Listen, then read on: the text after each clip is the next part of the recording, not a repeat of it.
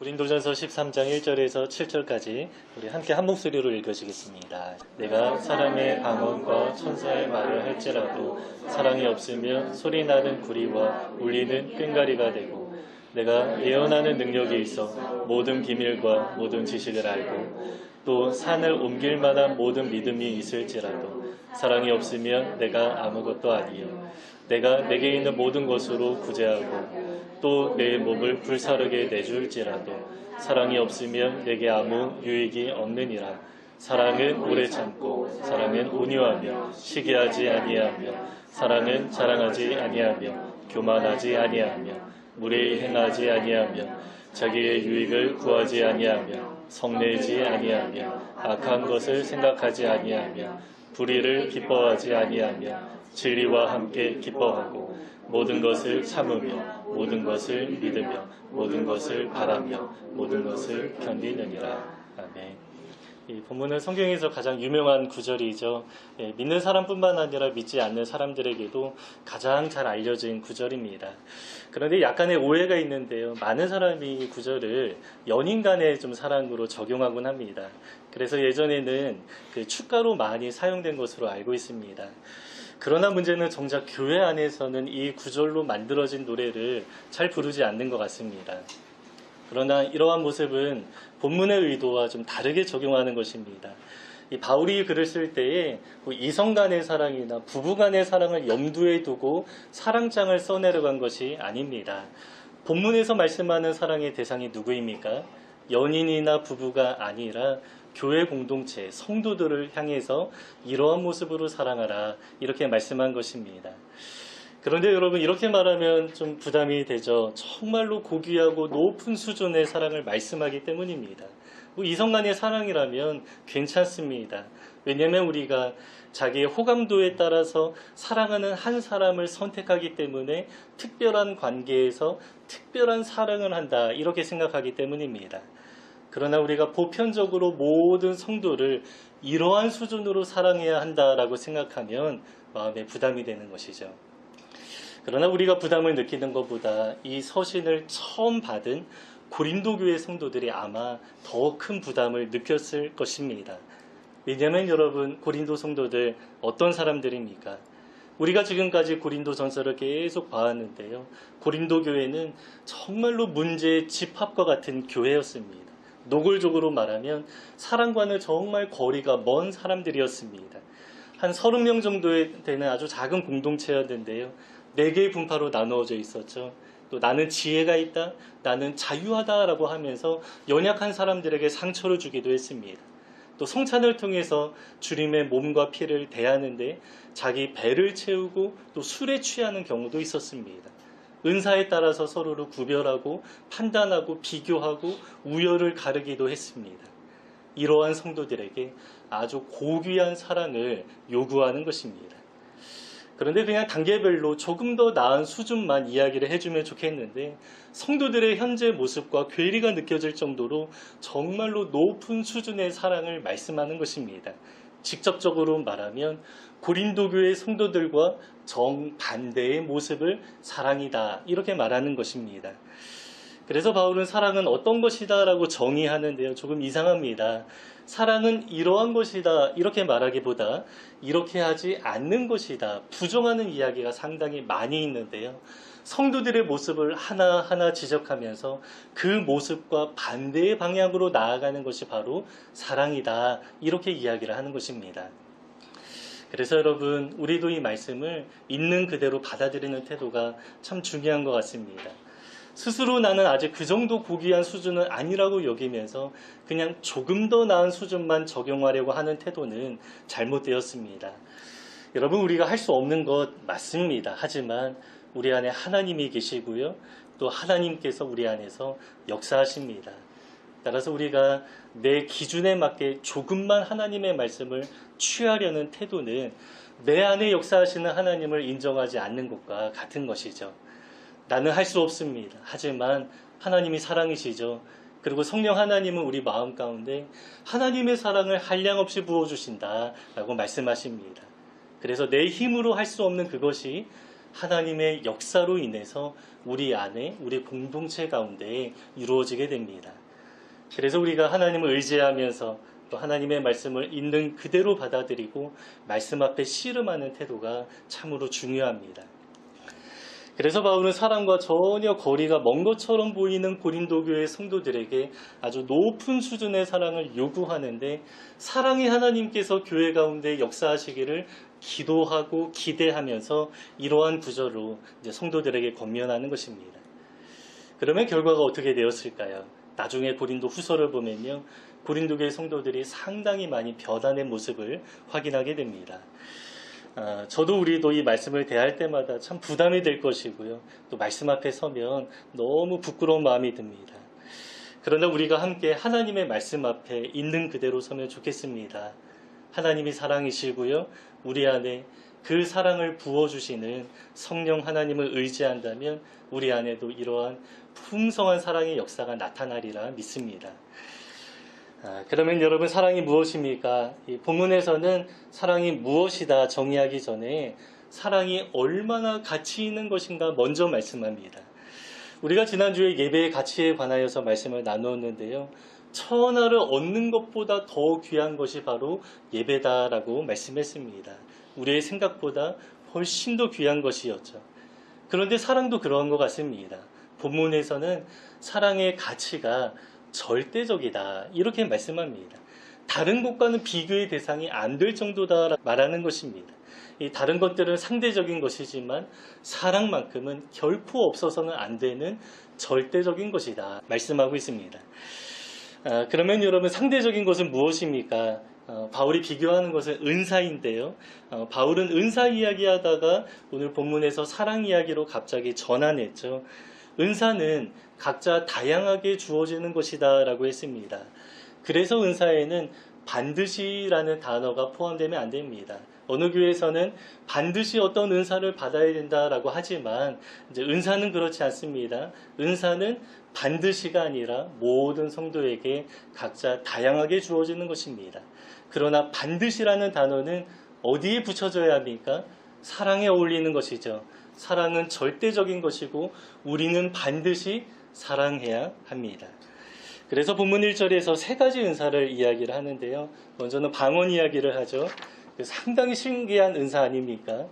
내 의지로 어떻게 만들어낼 수 없는 아주 신기한 것이기 때문에 고린도 교회 성도들은 방언을 가리켜서 천사의 언어다 이렇게 생각했는데 너무 지나치게 신비화해서 생각했던 것입니다. 그러나 바울은 반대로 이야기를 합니다. 근데 반대로 아주 극단적으로 말합니다. 사랑이 없는 방언은 무엇과 같습니까? 소리나는 구리와 울리는 꽹과리와 같다 이렇게 말합니다. 근데 이것은 상당히 모욕적인 말입니다. 그냥 사랑이 없는 방언은 소음과 같다 이렇게만 말해도 상당히 모욕적인데요. 여기서 구리와 꽹과리는 당시에 우상 숭배에 사용된 도구입니다. 마치 우리나라에서 구판을 벌이듯이 잠자는 신을 깨우고 신으로부터 주목을 받아야 된다라고 생각하면서 아주 큰 소리가 나는 시끄러운 도구를 사용하는 것입니다. 그런데 고린도 교회 성도들은 방언하는 사람이 신령한 사람이다 생각했는데, 그러나 바울은 반대로 말하는 것입니다. 사랑이 없는 방언이라면 소음 정도를 넘어서 마치 우상 숭배의 현장처럼 들린다 이렇게 말하는 것입니다. 그래서 사랑이 없으면 조금 아쉬운 정도가 아니라 우리 신앙의 모습이 아주 심각하게 훼손되고 변질된다라고 하면서 사랑이 절대적이다, 반드시 사랑이 있어야 된다 이렇게 이야기를 하는 것입니다. 이 방언뿐만이 아닙니다. 여러분, 은사 가운데 가장 덕이 되고 큰 은사가 무엇입니까? 예언의 은사이죠. 그런데 이것도 마찬가지입니다. 사랑이 없는 예언이라면 효과가 덜하다 이렇게 말하지 않고요, 아무것도 아니다 이렇게 말하죠. 그렇게 귀한 은사를 받았어도 사랑 없이 사용한다면 예언의 은사를 사용하지 않는 것과 전혀 조금도 다르지 않다 이렇게 말하는 것입니다. 믿음의 은사도 그렇습니다. 근데 여기서 믿음의 은사라는 것은 예수님을 믿는 일반적인 믿음이 아니라 하나님이 무언가 이루실 아주 큰 계획이 믿어지고 그 믿음의 사람을 통해서 아주 큰 사건이 나타나는 그러한 것을 가리키는 것입니다. 그런데 그 사람에게도 사랑이 없으면 아무것도 아니다. 이렇게 좀 이야기를 하죠. 우리는 한국교회 안에서 무언가 큰 업적을 남긴 사람이라면 아주 대단하게 생각하고요. 저 사람은 정말로 하나님이 사용하시는 큰 사람이다. 하나님의 사람이다. 이렇게 여기고 추앙합니다. 이것이 우리 인간의 관점이죠. 그러나 여러분, 하나님의 기준이 무엇입니까? 어떠한 큰 사건이 나타나는 것이 아니라 하나님의 기준은 사랑입니다. 아무리 큰 교회를 건축하고 역사 가운데 길이 남을 만한 큰 행사를 치르면서 어떠한 업적을 남길지라도 사랑이 없다면 사람들은 겉모습을 보고 인정해 줄지 몰라도 하나님의 입장에서는 아무것도 아니다. 이렇게 말씀합니다. 세 가지 은사를 말했습니다. 방언과 예언, 믿음의 은사인데요. 이 세 가지 은사는 신비한 은사에 속하고요. 많은 사람이 관심을 가지고 주목하는 대표적인 은사이기 때문에 이러한 은사와 비교하는 것입니다. 그러면서 사랑을 절대적인 위치에 올려놓는 것입니다. 그러나 여기서 끝나는 것도 아닙니다. 이어서 두 가지를 이야기를 하는데요. 더욱더 극단적으로 말합니다. 신앙의 행위와 관련하여서 가장 고결하게 생각하는 두 가지인데요. 이웃과 하나님을 향한 헌신과 비교하는 것입니다. 이웃을 향해서는 구제와 관련해서 말씀하는데 그냥 내 재산의 일부로 구제하는 것이 아니라 오늘 본문에서 뭐라고 말씀합니까? 나에게 있는 모든 것을 내어줄지라도 라고 말합니다. 전 재산을 다 팔아서 구제하는 모습을 가리킵니다. 여러분, 이 정도의 자기 희생과 헌신을 보였다면 정말로 귀한 사람 아닙니까? 논란의 여지가 없습니다. 그러나 만약에 사랑이 없다면 전혀 의미가 없다라고 말씀하죠. 그리고 이어서 나의 몸을 불사르게 내어줄지라도 라고 하는데 이 구절은 순교할 때 화형을 당하는 것과 관련되어 있는 내용입니다. 하나님을 향한 최고의 헌신이 순교 아닙니까? 더 이상의 헌신이 없을 정도입니다. 이처럼 이웃을 위해서 자기의 모든 것을 다 내어주거나 하나님을 위해서 자기의 생명까지 바치는 헌신에 나타날지라도 만약에 사랑이 없다면 전혀 유익이 없다라고 합니다. 물론 이러한 행위는 사랑이 있어야 가능하겠죠. 사랑이 없이 전 재산을 나누거나 하나님을 사랑하지 않으면서 우리가 순교할 수는 없을 것입니다. 그러나 바울 사도가 굳이 이렇게 표현하는 이유는 사랑이야말로 절대적인 가치가 있다라고 극적으로 강조하는 것입니다. 겉으로 보이는 아주 신비한 은사가 나타나도 아주 고결한 신앙의 행위를 드러낼지라도 그 모든 것에 의미가 부여한다면 사랑 때문에 의미가 있는 것이지 그 현상이나 행위 자체는 중요한 것이 아니다. 이렇게 말하는 것입니다. 이렇게 바울은 여러 가지 은사나 고귀한 신앙의 행위와 비교하면서 사랑을 절대적인 위치에 올려놓고 있습니다. 또 다른 비교의 대상이 없을 정도로 반드시 드러나야 하는 절대적인 것이다. 이렇게 이야기를 하는 것입니다. 여러분, 사랑은 이 정도의 가치가 있습니다. 그러면 이렇게 절대적인 가치가 있는 사랑이라면 그 사랑이 무엇인가 우리가 알아야 하지 않겠습니까? 왜냐하면 사랑은 추상 명사이기 때문에 어떠한 설명이 필요합니다. 그래서 세상에서도 나름대로 각자 사람들이 다양하게 사랑이 무엇이다 라고 정의합니다. 그러면 본문에서는 어떻게 말씀하고 있습니까?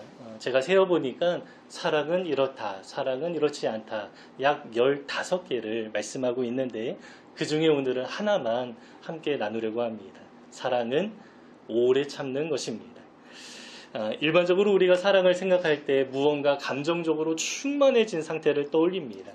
그런데 조금 의아하죠. 오래 참음이 사랑의 첫 번째 특징이다. 이렇게 이야기를 합니다. 그런데 첫 번째 특징일 뿐만 아니라 마지막 7절을 보시면 어떻게 말씀합니까? 모든 것을 견디느니라 이렇게 말씀합니다. 이렇게 사랑을 정의하는데 처음과 마지막에 오래 참음, 인내와 관련된 이야기를 하고 있습니다. 그래서 사랑의 가장 큰 특징이 바로 오래 참는 것이다. 이렇게 이야기를 하는 것입니다. 저는 이 단어를 묵상하는데 하나님의 모습이 떠올랐습니다. 우리 신약에서 요한일서에는 하나님이 사랑이시라 이렇게 말씀하는데 구약에서도 하나님이 스스로 나는 어떠한 존재다 이렇게 말씀하기도 합니다. 대표적으로 시내산에서 모세가 하나님을 등 뒤에서 만났는데 하나님이 지나가면서 여호와라 여호와라 라고 하면서 나는 이러한 존재다 라고 이야기를 하는데 이렇게 말씀합니다. 나는 자비롭고 은혜롭고 노하기를 더디하고 인자와 진실이 많은 하나님이라. 이렇게 5가지를 이야기를 하는데 가장 중심에 노하기를 더디하고 이렇게 말씀합니다. 그래서 조금 정리해보면 신약에서 하나님은 사랑이시라 이렇게 이야기를 하는데 그 사랑의 모습이 어떻게 나타납니까? 구약에서는 오래 참으시는 모습으로 나타나는 것입니다. 여러분, 구약의 역사를 보면 그렇습니다. 우리가 하나님의 마음을 다 헤아리기 어렵지만 조금만 생각하면 주님이 정말로 우리를 향하여서 오래 참으셨다 생각하게 되죠.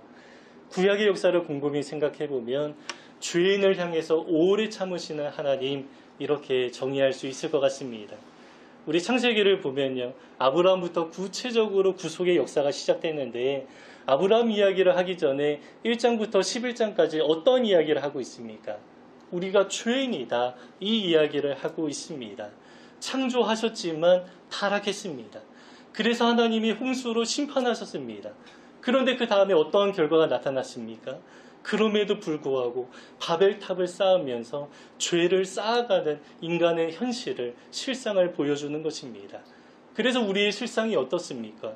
죄로 인해서 실패할 수밖에 없고 죄가 점점 더 늘어날 수밖에 없는 우리의 실상을 먼저 보여주고 나서 그 다음부터 아브라함을 통해서 구원의 역사를 하나님이 시작하는 것입니다. 그러니까 하나님은 소망 없는 죄인들을 데리고 수천 년 동안 구원의 역사를 이루어 오셨다라는 것입니다. 여러분, 그 과정에 우리를 데리고 구원의 역사를 이루시려면 하나님의 마음에는 얼마나 답답한 일이 많이 있었겠습니까?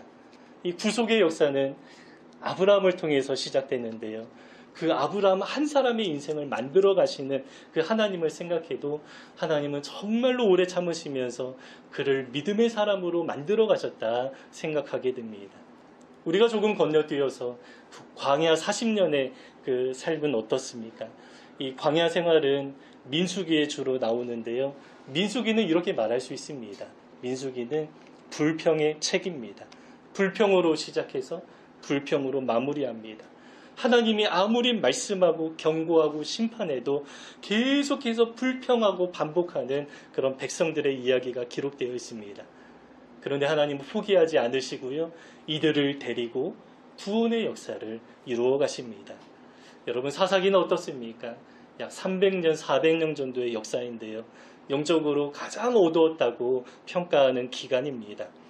이스라엘 백성이 우상을 숭배하면 다른 민족으로부터 압제를 당하고 또 탄식하며 회개하면 하나님은 사사를 보내셔서 구원하시는 이 사이클이 7번이나 계속 반복됩니다. 여러분, 7번이 반복되었습니다. 역사를 통해서 교훈을 얻어야 하는데 이들은 계속해서 반복되는 죄를 지었다라는 것입니다. 근데 여러분, 이것이 우리의 모습이기도 하죠. 그럼에도 하나님은 계속 반복해서 사사를 보내시고요. 그 어두운 시대 가운데 어떠한 일이 일어납니까? 룻과 같은 믿음의 여인, 보아스와 같은 아주 신실한 사람을 통하여서 구속의 역사를 이어가시고 그 후손 가운데 다윗과 같은 아주 훌륭한 왕이 나오기도 했습니다. 그러나 그 아들 솔로몬은 어떻습니까? 정말 많은 축복을 받았지만 예루살렘의 우상을 창궐하게 했던 왕입니다. 결국에 하나님이 심판하셔서 나라가 남과 북으로 갈라졌습니다. 북이스라엘은 줄기차게 죄를 지으면서 우상을 숭배합니다. 멸망의 길로 나아갑니다. 그런데 여러분, 남유다도 사실은 조금 괜찮다 생각하지만 비슷합니다. 갈팡질팡하면서 남유다 또한 멸망의 길로 나아갑니다. 남유다에는 신실하게 신앙을 개혁했던 왕들이 여럿 있는데 여러분, 왜 신앙의 개혁을 했던 것입니까? 개혁을 했지만 그의 아들이 반복해서 우상을 숭배하고 또다시 개혁을 해도 또다시 우상을 숭배했기 때문에 반복해서 신앙의 개혁이 필요했던 것입니다. 그래서 간간히 좋은 왕들이 나왔지만 전체적으로 볼 때 남유다 또한 우상 숭배의 역사다, 이렇게 말할 수 있습니다. 그리고 결국에 처참하게 멸망당하지 않았습니까? 그러나 하나님은 그럼에도 포기하지 않으십니다. 아프게 징계하셨지만 70년 동안 선지자들을 통해서 또 이제 교육하고 훈련하시고 또 결국에는 다시 이제 포로지에서 돌아와서 예루살렘에 성전을 짓고 터전을 마련하게 하십니다. 그러나 이 구약의 마지막 선지서 그 말라기를 보면 이렇게 말합니다. 하나님이 백성들에게 대뜸 내가 너희를 사랑하였노라 이렇게 말씀하시는데 백성들이 이렇게 대답합니다. 하나님이 언제 우리를 사랑하셨습니까? 이 구약의 역사를 마무리하는 시점인데 여러분 이러한 이야기를 듣는 하나님의 마음이 얼마나 아프시겠습니까? 정말로 인내하시면서 이들을 사랑하시면서 구속의 역사를 이끌어 오셨는데 백성들의 마음은 아주 차가워졌고요. 냉소적으로 하나님 앞에 언제 우리를 사랑하셨습니까? 라고 반문합니다. 여러분 이 정도 되면 관계를 끊어야 하지 않겠습니까? 1년이 아닙니다. 수천 년의 세월 동안 하나님은 인내하시면서 백성들을 사랑하셨고 구원의 역사를 이끌어 오셨는데 여러분 그 결과가 어떻습니까? 구약의 마지막 말라기에 나오는 이 백성들의 태도를 보면요. 그렇게 인내하면서 사랑하셨는데 우리를 언제 사랑했냐? 이렇게 되묻습니다. 그러면 하나님도 실망하고 좀 되돌아설 수 있지 않으시겠습니까? 그러나 하나님은 끝까지 포기하지 않으시죠. 왜냐하면 하나님의 구원의 역사는 어떻게 시작되었습니까? 아브라함부터 구원의 역사가 시작되었는데 창세기 1장부터 11장까지 우리가 죄인이라는 사실을 못 받고 시작한 것입니다. 죄인이라는 사실을 전제로 구원의 역사가 시작되었고 하나님은 오래 참으면서 이끌어 오셨습니다. 하나님은 원래 우리가 그러한 존재인 것을 아셨습니다. 그래서 처음부터 그 모든 것을 아시고 감당하기로 작정하시고 시작하셨기 때문에 하나님은 실망하지 않으십니다. 뒤돌아서지 않으십니다. 또 포기하지도 않으십니다. 처음부터 알고 결단하고 오래 참으시면서 수천 년의 세월 동안 우리를 사랑하셨습니다. 그리고 하나님은 400년 침묵하시고요. 비로소 구속의 역사의 정점을 찍기 위해서 예수님을 이 땅에 보내주셨습니다. 그리고 말씀하시죠. 하나님이 세상을 이처럼 사랑하사 독생자를 주셨으니. 여러분 그 사랑의 하나님은 지금도 우리를 사랑하십니다. 인내하면서 구약의 역사를 이끌어 오신 것처럼 똑같은 태도로 우리를 대하십니다. 그리고 신약에서 하나님이 얼마나 많이 말씀하십니까? 예수님을 통해서 내가 너희를 사랑한다. 내 사랑 안에 거하라 반복해서 말씀하십니다. 우리를 사랑하신다. 이 하나님의 고백은 어떤 의미입니까? 우리를 오래 참으면서 인내하면서 내가 너희를 대하겠다. 이러한 말과 같은 것입니다. 우리가 이 하나님의 사랑을 받았기 때문에 지금 우리가 이 자리에 모여 있을 수 있고요. 하나님의 은혜를 입어서 살아갈 수 있는 것입니다. 하나님이 많이 참아주셨기 때문에 오래 참으셨기 때문에 지금도 죄인으로 살아가는 우리가 나에게는 전혀 소망이 없어 보이지만 그럼에도 지금 우리는 하나님 앞에 나아갈 수 있는 것입니다. 하나님은 우리가 그 사랑에 힘입어서 늘 일어서기 원하시고요. 특별히 오래 참으시는 그 하나님의 사랑을 우리에게 먼저 보여주시고 먼저 부어주시고 우리가 그 하나님의 모습을 본받아서 그 모습으로 서로를 사랑하기 원하십니다. 예수님은 십자가 지기 전에 이렇게 말씀하시는데요. 새 계명을 너희에게 주노니 서로 사랑하라. 내가 너희를 사랑한 것 같이 내가 너희를 사랑한 것처럼 너희도 서로 사랑하라. 너희가 서로 사랑하면 이로써 모든 사람이 너희가 내 제자인 줄 알리라. 여러분 하나님의 사랑을 입은 사람들은 서로를 사랑합니다. 지금도 여전히 나를 오래 참아주시는 그 하나님의 마음을 저와 여러분이 많이 깨닫고 누리면 좋겠습니다. 그리고 서로를 향해서도 오래 참으면서 사랑하는 그 마음이 우리 안에 잘 드러나면 좋겠습니다. 그렇게 사랑할 때에 예수님 말씀하시죠. 너희가 내 제자인 줄 알리라 말씀하셨는데요. 세상에서 경험할 수 없고 세상과 다른 그 사랑의 모습이 우리 교회 가운데 가득하시기를 주님의 이름으로 축복합니다. 네, 오늘 오늘 본문을 다시 한번 읽고 마치겠습니다. 우리 1절부터 7절까지 함께 읽겠습니다. 내가 사람의 방언과 천사의 말을 할지라도 사랑이 없으면 소리나는 구리와 울리는 꽹과리가 되고 내가 예언하는 능력이 있어 모든 비밀과 지식을 알고 또 산을 옮길 만한 모든 믿음이 있을지라도 사랑이 없으면 내가 아무것도 아니요 내가 내게 있는 모든 것으로 구제하고 또 내 몸을 불사르게 내어줄지라도 사랑이 없으면 내게 아무 유익이 없느니라. 사랑은 오래 참고 사랑은 온유하며 시기하지 아니하며 사랑은 자랑하지 아니하며 교만하지 아니하며 무례히 행하지 아니하며 자기의 유익을 구하지 아니하며 성내지 아니하며 악한 것을 생각하지 아니하며 불의를 기뻐하지 아니하며 진리와 함께 기뻐하고 모든 것을 참으며 모든 것을 믿으며 모든 것을 바라며 모든 것을 견디느니라. 아멘.